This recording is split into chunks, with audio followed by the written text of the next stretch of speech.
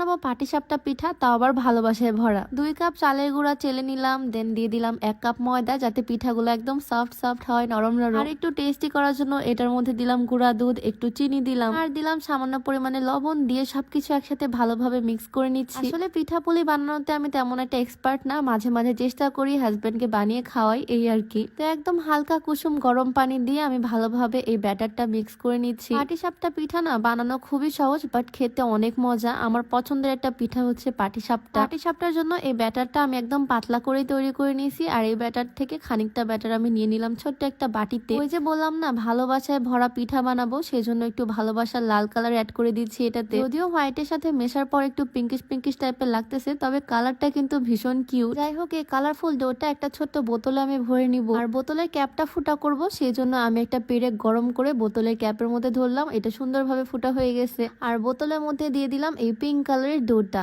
এটা দিয়ে আমি সুন্দর করে ডিজাইন করব, ভালোবাসায় ভরা পিঠা বানাবো হাজবেন্ডের জন্য।